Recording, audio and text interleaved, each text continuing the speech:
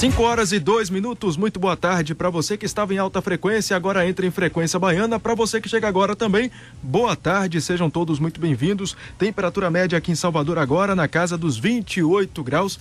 E olha, vou dar uma dica aí do programa de hoje, hein? Venha com disposição, porque o papo hoje é barra pesada. Fique com a gente, agora 5h03. Eu sou o Felipe Costa, tem o Renato Cordeiro também por aqui. Usando calça de ginástica. Calça de ginástica. Hoje a gente ataca por todos os lados para tentar responder uma pergunta. O que fazer para não largar a academia em 2 meses? 2 meses? Eu fico 15 dias, Renato. É verão, muita gente não deu a mínima para o próprio corpo e acaba se enfiando na academia. Para alguns esse namoro não dura muito tempo não, por caso de Felipe dura menos ainda, é um casinho. A gente resolveu falar com um educador físico sobre esse assunto e calhou que ele também recentemente fez uma pesquisa sobre o uso de anabolizantes e descobriu algumas coisas interessantes. A gente vai falar sobre isso também aqui no Frequência Baiana com Paulo Schwingel. Bem-vindo. Muito obrigado, boa tarde Renato, boa tarde Felipe. Boa. Vale também para, nesse caso, a máxima do antes tarde do que nunca?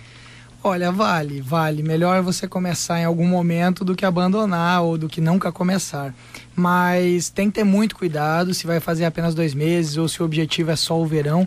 A gente tem que pensar com calma e analisar com calma. Existem possibilidades da gente pensar num ganho de massa, numa redução de peso, mas isso tem que ser analisado. Bom, a gente conversou com a jornalista e colunista daqui da Band News FM, Malu Fontes, que explicou os motivos pelos quais ela não frequenta academias. Eu acho que como usuária de academia, prefiro crer que o azar foi meu.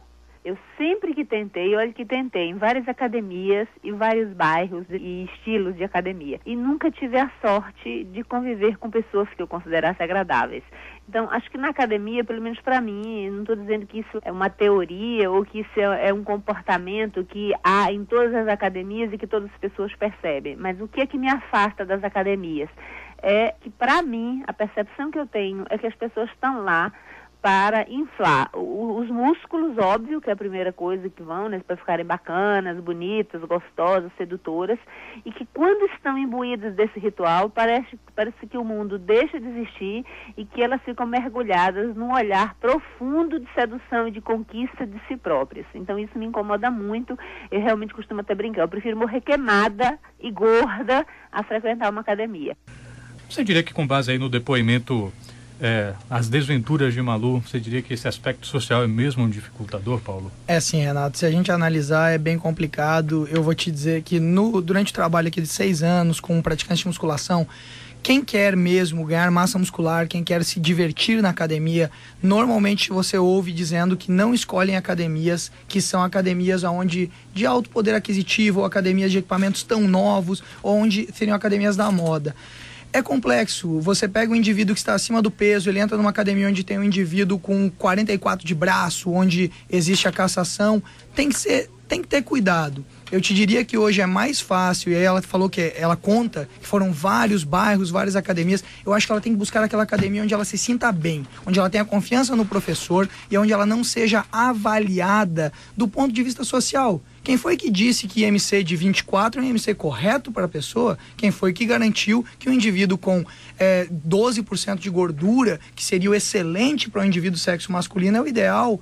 Então acho que a gente tem que analisar e muitas vezes ficar dentro do padrão. A média é o recomendado e do ponto de vista de saúde é a melhor opção.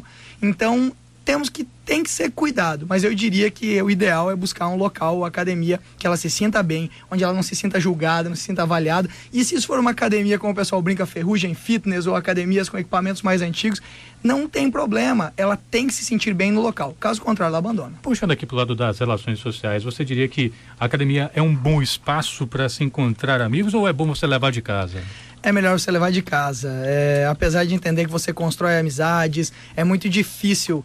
Tem estudos do Rio de Janeiro, onde começou em 2002, um professor, Fernando Sabino, que já avalia conversas mesmo e diz que muitas vezes o que acontece na academia é um toma lá da cá, uma brincadeira daqui, uma brincadeira de lá. E é melhor levar de casa. E te digo até que se levar de casa ou se você organizar para treinar com os amigos, é uma forma de você manter a sua assiduidade e até mesmo de comparecer. Porque no momento que você treina com um amigo seu, você pode revezar, vocês podem conversar. Não, é óbvio que vai ter uma brincadeira, vai ter alguma descontração, mas é uma forma de você se manter motivado. Hoje, a gente está vivendo cada vez mais usando equipamentos eletrônicos ou afastado desse convívio social. É bom você encontrar seu amigo. E já que está todo mundo muito corrido, tudo muito difícil, leve ele junto, treine com ele, organizem os treinos, ou um motivando o outro, vários amigos também. Você sabe que tudo influencia, desde a amizade até mesmo o ambiente e, claro, música, organização, roupa, estrutura, isso tudo vai influenciar nessa manutenção ou na fidelização desse cliente. Tá aí uma das dicas: leve os seus amigos de casa aí pra academia, vai lá, treina, faz aquilo socialmente, depois sai pro barzinho e repõe a barriga, claro, com chopp. Hoje o Frequência Baiana fala sobre o que você precisa fazer para não desistir da academia em 2 meses ou até em menos tempo. E agora a gente ouve Alexandre Winter, educador físico, que tem um grupo de treinamento na praia para quem gosta de praticar atividade física, mas quer fugir desses ambientes de academias. Pro verão, a gente está desenvolvendo um projeto na praia, um circuito de treinamento funcional. A gente cria atividades lúdicas, trabalha a parte aeróbica e com a parte de treinamento funcional. O funcional a gente trabalha basicamente com acessórios. Durante o circuito a gente utiliza bola de medicine ball, extensores elásticos, fita de suspensão, cones, barreiras, escadinhas. O público que justamente procura a gente são pessoas que não gostam de academia. São pessoas que buscam emagrecimento, enrijecimento muscular, até mesmo o lazer. A ideia nossa foi justamente sair dessa rotina da convencional academia, sem ter os tradicionais equipamentos de musculação. E nada melhor do que começar o dia na praia. Bom, com a gente o educador físico Paulo Schwingel, que também fez um trabalho interessante sobre o uso de anabolizantes, do qual a gente vai falar daqui a pouco. Quem não suporta ambiente de academia e quer ficar em forma saudável, que tipo de esportes você recomendaria, Paulo? Bom, esportes poderia ser surf, poderia ser até mesmo dança, que é uma atividade muito bacana. O que é feito por esse educador físico, que foi apresentado, a atividade funcional, a atividade na praia é muito bom.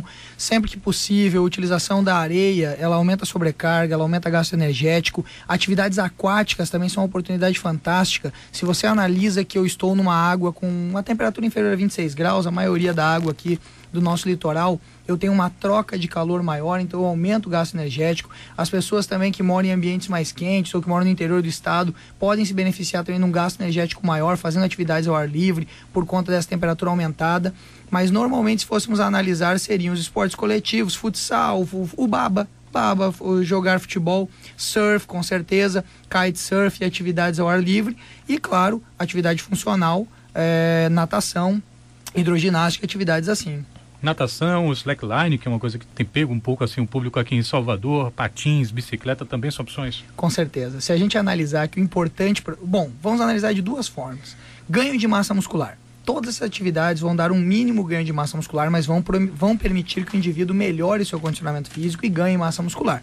Se o indivíduo quer ficar muito forte, talvez eles não sejam suficientes. Mas do ponto de vista, vamos analisar agora, característica de qualidade muscular, de melhora do condicionamento físico, todos são ótimas opções. O slackline trabalha equilíbrio. A gente tem notado hoje que cada vez menos os adolescentes têm equilíbrio, indivíduos adultos jovens apresentando dificuldade para caminhar, de locomoção, então são muito bons. O skate, sem dúvida, um gasto energético fantástico, um gasto energético alto, né? E outras atividades ao ar livre que permitam isso. Patins, tem vários trabalhos, inclusive brasileiros e baianos, mostrando que indivíduos que praticam patins têm uma massa muscular excelente, do valor normal da população, que seria magra, ativa, e principalmente tem um equilíbrio maior. É muito bacana. O patins é uma opção muito interessante. Talvez o que a gente possa discutir em outro momento, não comigo, é espaço para eles praticarem isso. Mas são esportes muito bons.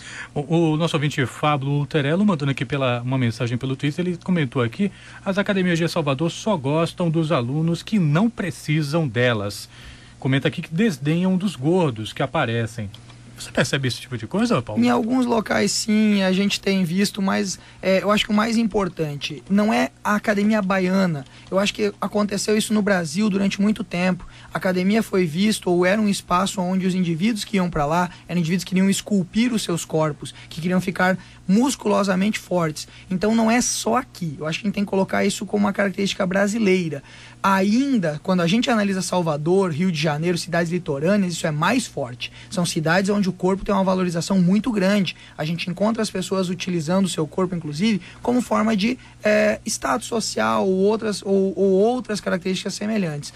Mas a gente tem visto o crescimento de um ramo, de um segmento, tanto em Salvador como no Brasil, principalmente em São Paulo, que são academias voltadas ao público que precisa de condicionamento físico e redução da gordura corporal. Essa é uma linha forte. Então, acho que ele pode ser um pouco de frustração, mas tem um pouco de razão com uma característica brasileira que foi de excluir um pouco essas pessoas da academia.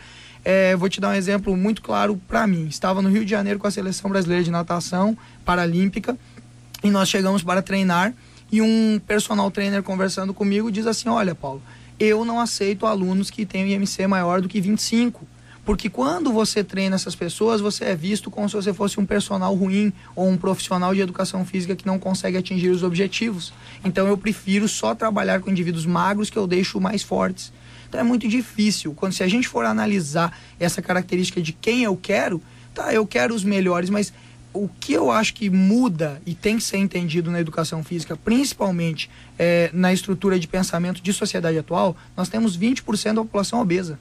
É essa população que precisa, é esse indivíduo que eu preciso melhorar. Eu não penso aqui, eu não quero todo mundo fisicamente hipertrofiado, mas eu quero todo mundo bem, vivendo longamente. A gente está com possibilidade de ver 80, 90 anos e cada vez mais as doenças ocupacionais acabam causando esse problema. Então acho que o ponto principal, e até para a assiduidade da academia, se nós analisarmos, se eu penso que eu vou passar 2 meses e se eu achar um local que eu gosto, uma atividade que eu gosto, pode ser na praia, eu vou continuar. Porque o mais importante é saúde, não é hipertrofia. E falando ainda assim, só para a gente encerrar essa parte da entrevista, falando ainda sobre como se manter na academia, tem as regras de etiqueta, né? Tem gente que malha de casaco para suar mais, tem gente que malha de top shortinho minúsculo, acaba suando todo o aparelho, colchonetes da academia. Tem uma regra de etiqueta, existem regras de etiqueta naquele ambiente, até para você poder viver minimamente em paz com as pessoas que estão circulando por ali também, não? Sem dúvida, eu só vou tentar ser bem objetivo. Essa história de malhar de casaco, malhar para perder, para emagrecer, gastando ou suando em bicas, né? Ridículo, não existe uma explicação fisiológica para isso. A gente só consegue oxidar 800 gramas, 1 quilo por semana. As pessoas estão querendo antecipar isso demais. Então sim, mas de regra de etiqueta, sem dúvida, eu acho que se você sujou, você tem condições de limpar. A gente tem uma característica brasileira de ser, eu estou pagando a academia, tem que vir alguém para limpar. Sem dúvida, isso é importante, mas o que custa pegar um guardanapo de papel e limpar? A etiqueta recomenda que a gente sempre deixe o aparelho da forma que encontrou, sempre prepare esse aparelho para o próximo e, se possível, não custa. Até mesmo se o indivíduo que está vindo depois não conhece, o sujeito não sabe ajustar, o que custa para mim ajudá-lo a ajustar o equipamento? São mais umas 2 ou 3 calorias que eu gasto e ao mesmo tempo eu faço mais atividade. A gente ouve agora Luiz Ritt, médico especialista em cardiologia do exercício, que fala dos riscos à saúde oferecidos por suplementos alimentares e pré-treinos. O que eu posso dizer é que 90% das pessoas que estão utilizando algum tipo de suplemento não precisam desses suplementos. E aí você está sob risco. Esse que é a grande preocupação. Risco de você estar sobrecarregando o seu corpo com a quantidade acima da necessária de proteínas, e aí você pode sobrecarregar a parte renal, sobrecarregar a parte de fígado, e um outro risco grande que são os termogênicos. Aí já é um outro tipo de suplementação que o pessoal chama aí de pré-treino para dar energia, e esses realmente também têm um risco bem razoável. Por quê? Porque eles são estimulantes, eles estimulam o metabolismo, então tem ali substâncias em quantidade alta de cafeína, efedrina, e isso pode mudar a fisiologia, a resposta comum ao exercício do coração, pode levar a uma maior facilidade de arritmias ou outras repercussões no sistema cardiovascular, principalmente em quem tem alguma predisposição que não é conhecida. Bom, com a gente o educador físico Paulo Schwingel. É verdade ou mito que há suplemento alimentar que possui substâncias típicas de anabolizantes? Verdade absoluta, encontrados pela Anvisa no Brasil, com publicações internacionais. A gente sabe hoje que inúmeros dos suplementos que apresentam resultados específicos ou de melhora de massa muscular são enriquecidos com esteroides anabolizantes, na verdade com hormônios sexuais masculinos. Então, o Dr. Hit está certo, eles realmente causam uma sobrecarga muito grande, e o mais engraçado é que as pessoas não se tocam, que existe uma agência que controla e faz a vigilância, que é a Anvisa, ela proíbe, inclusive a maioria dos suplementos alimentares que são de característica de emagrecimento e usados pelas pessoas para aumentar a força ou a contratilidade cardíaca e emagrecer mais, eles são proibidos no Brasil. Alguns por causarem alteração de tireoide, outros por causarem agressão hepática, e a maioria deles causa isso, mas no geral, 1 em cada 4 suplementos são enriquecidos com hormônios, dados publicados já há 2 anos pela Anvisa. E aí a preocupação da gente aumenta, principalmente nessa época do ano, verão chegando, e muita gente aí acaba recorrendo a esse tipo de recurso para ter o corpo perfeito da noite para o dia, né? Sem dúvida, inclusive aqui a gente acompanhou nos últimos 6 anos um grupo de 182 usuários de anabolizantes, na verdade de um grupo maior de 800 praticantes de musculação, que a gente chegou a esse grupo, mas esse período é o período que é mais usado, tem uma explicação muito lógica, é muito forte o conceito de cultura corporal para o verão. As pessoas estão se preparando para o ano novo e também para o carnaval. Na Bahia o carnaval é o carnaval mais importante do mundo, salve aí algumas discussões, mas eu considero assim. E aí a gente pega esse indivíduo utilizando realmente hormônios ou outros compostos. O grande problema que a gente tem hoje é muito difícil controlar, é muito difícil você visualizar, é difícil você encontrar o indivíduo e saber o que ele está usando, mas ocorre um grande consumo de suplementos alimentares enriquecidos com hormônios, são os preferidos, e você entrando em sites de internet é onde você encontra o maior número de explicações do indivíduo. Comigo funcionou, comigo também, com o outro não funcionou. Por quê? Porque funcionam. Eles são suplementos enriquecidos com hormônios, e de hormônios principalmente. É muito barato comprar hormônio sexual, ou um hormônio esteroide, a famosa bomba ou anabolizante. Ele tem um resultado rápido. Eu não treinei o ano todo, e nesses 2 meses que eu quero ficar na academia, ele vai me dar o resultado? Vai, tem que ficar claro isso. As pessoas têm que dizer, não dá. Dá. Você pega fotos na internet e do pessoal que a gente acompanhou, em 2 meses o indivíduo saía do que o pessoal brinca de na capa do Batman para o Batman, né? Então, nessa estrutura de pensamento funcionam. Agora, os efeitos colaterais são muito sérios. O médico cardiologista já chamou atenção para os efeitos cardíacos, e a gente encontrou 1/4 da população com alteração hepática grave e 1/3 da população com alteração que levariam eles, inclusive, a ter que fazer biópsia hepática para avaliar o fígado por conta da agressão. E pelo que a gente entendeu, Paulo, quer dizer que usar ou não usar o anabolizante às vezes pode não ser exatamente o determinante para o resultado que se pode obter com um pouco de atividade física regular, não é isso? Você está certo, Renato. A gente acompanhou e comparou 182 usuários contra um grupo de 300 indivíduos que não usavam anabolizantes, e encontramos uma média de composição corporal semelhante. Então eram indivíduos um pouco mais magros, mas se a gente considerar o valor excelente, que é abaixo de 12%, todos os grupos estavam. Na melhor hipótese, para você começar a pensar em suplementação, você precisa passar por um nutricionista, você precisa passar por uma avaliação médica ou endocrinologista. E para utilizar um esteroide, a gente tem visto, e até a publicação recente tem mostrado que eu preciso de 7 anos de treinamento com pesos regular, 1 hora, 1h30 por dia. Então, não vamos recorrer ao que é fácil, vamos recorrer ao que é saudável, praticar exercício. Vamos começar com isso. E se lá na frente, quando eu estiver há muitos anos praticando, eu precisar aumentar ou otimizar isso, vou buscar um endocrinologista, vou passar por um cardiologista e vou fazer essa avaliação. No geral, o melhor é praticar o exercício regular, buscar as atividades que gosta, com os amigos, com todo mundo, e óbvio, sempre que possível, fazer isso com um pouco de sobrecarga. Caminha hoje, corre amanhã, e atividades com essa estrutura. E só para resumir, Paulo, voltando ao início aí da nossa conversa, lá às 5 da tarde, resumir tudo que a gente disse aqui nessa conversa, nosso ponto principal, que é como resistir a mais de 2 meses de academia, a gente que está querendo entrar agora, que quer ter resultado rápido, mas claro, sem usar esses anabolizantes. Um resumo aí do que a gente pode fazer para resistir a 2 meses de academia. Bom, em primeiro lugar, buscar a atividade que mais gosta. Se for dança, se for atividade aeróbica ou não. O que gosta é o que você deve fazer. Depois, tente fazer isso de forma prazerosa. Não tente fazer no mesmo horário que tem um convite para ir pro bar. Tente ir com os amigos para lá. Tente fazer as atividades com a música que você mais gosta. Se a academia coloca uma música muito alta e não pode ser trocado, leve seus fones e use o seu fone, use o que você gosta de ouvir. Além disso, use roupas adequadas. Não faça loucura de botar casaco, de querer emagrecer rápido. Vamos pensar aí 1 quilinho por semana, 800 gramas, 1 quilo é excelente. Em 2 meses, inclusive, o indivíduo vai perder aí na faixa de seus 8 quilos, o que seria maravilhoso. E para finalizar, o ideal, procure uma academia ou espaço ou atividade ao ar livre com uma pessoa que você sinta segurança e um profissional de educação física que consiga fazer o que você quer, atendo o seu objetivo, e não você se adeque ao objetivo dele. E de preferência perto de casa, né? Eu tenho essa experiência pessoal de que tem que ser perto de casa. Tem que ser perto de casa, se não for, não faço. Ou na pior hipótese, perto do trabalho. Mas perto de casa é muito mais prazeroso e muito melhor. Paulo Schwing, educador físico, dando várias dicas aqui. A gente vai ter que trazer ele de novo aqui.